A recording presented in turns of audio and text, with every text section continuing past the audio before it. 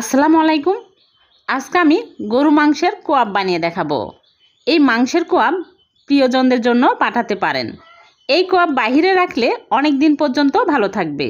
আশা করছি আমার আজকের এই মাংসের কোয়াব ভালো লাগবে। ভালো লাগলে লাইক কমেন্টে বেশি বেশি শেয়ার করে দিবেন। তাহলে চলুন দেখে নিই। এখানে গরুর মাংস নিয়েছি 1 কেজি। এরকম মাঝারি সাইজের কাট করে কেটে নিয়েছি আর হাড় চর্বি ছাড়াই ভালো করে ধুয়ে পরিষ্কার করে নিয়েছি। এখন এর মধ্যে দিয়ে দিচ্ছি লবণ স্বাদ মতো, আর দিয়ে দিচ্ছি হলুদের গুঁড়া সামান্য পরিমাণে, আর নিয়েছি মরিচের গুঁড়া 1 চামচ, ঝাল বুঝে দিতে হবে। আর দিয়ে দিচ্ছি ধনিয়া গুঁড়া 1 চামচ, জিরার গুঁড়া 1/2 চামচ। আর এখানে নিয়েছি দারচিনি, এলাচ, তেজপাতা, লবঙ্গ ভেজে গুঁড়া করে নিয়েছি 1 চামচ দিয়ে দিলাম। আর দিয়ে দিচ্ছি গোলমরিচের গুঁড়া 1/2 চামচ। আর দিয়ে দিচ্ছি সরিষার তেল 1/4 কাপ দিয়ে ভালো করে মাখিয়ে নেব।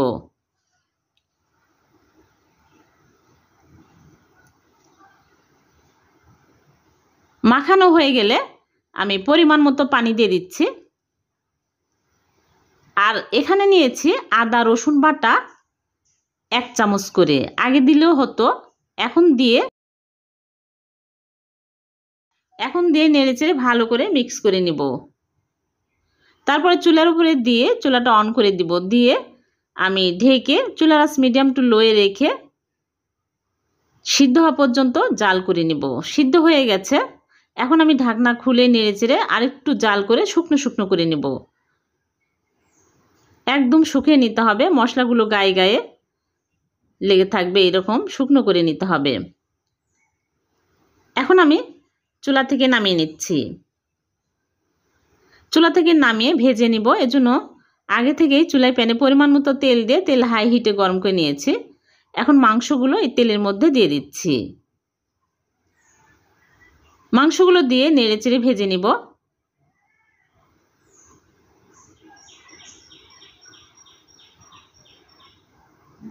ভালো করে ভেজে নিতে হবে। যখন দেখবেন যে মাংসটা একদম কালারটা চেঞ্জ হয়ে গেছে, তখনই বুঝতে হবে ভাজা হয়ে গেছে। আর এখানে আমি একটা রসুন কোয়া করে দিয়েছিলাম, রসুন দিলে খেতে ভালো লাগে এর জন্য।